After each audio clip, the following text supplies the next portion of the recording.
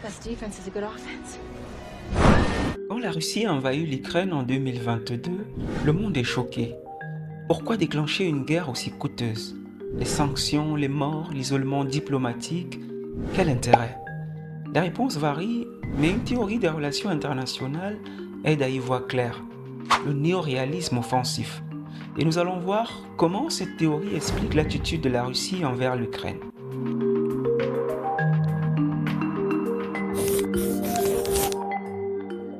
Comme toute théorie, il faut voir le néoréalisme offensif comme une carte qui cherche à simplifier la réalité et à donner des grands repères pour la comprendre. Selon cette théorie développée par John Mearsheimer dans son livre La tragédie des grandes puissances, le monde est anarchique. Il n'existe pas de police internationale. Chaque État est donc seul garant de sa survie. Et pour survivre dans ce monde incertain, les États doivent accumuler le plus de puissance possible. Ils ne se contentent pas donc de se défendre, ils attaquent aussi pour éviter d'être attaqués. En clair, la sécurité passe par la domination.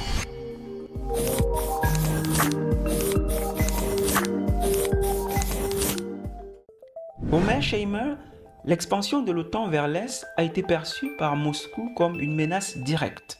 L'Ukraine qui se rapproche de l'OTAN, de l'Occident, c'est inacceptable pour un Kremlin obsédé par la sécurité de ses frontières. La Russie, puissance régionale, veut empêcher tout rival de s'installer à ses portes. Elle utilise la force pour maintenir son influence en Europe de l'Est. C'est exactement ce que prévoit le néoréalisme offensif. Un État comme la Russie veut rester dominant dans sa région, il refuse que des puissances étrangères y gagnent du terrain et il agit même brutalement pour conserver cet avantage stratégique.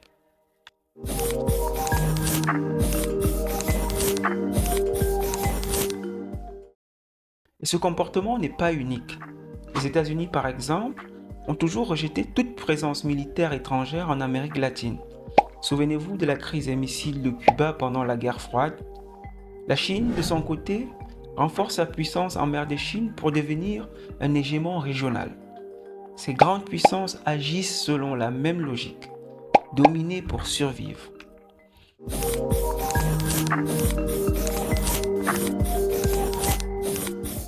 L'invasion de l'Ukraine ne se justifie pas, mais le néoréalisme offensif nous aide à comprendre pourquoi la Russie agit de cette façon agressive. Dans le monde des grandes puissances, la peur engendre la force et parfois malheureusement, la force engendre la guerre. Please choose either offense or defense.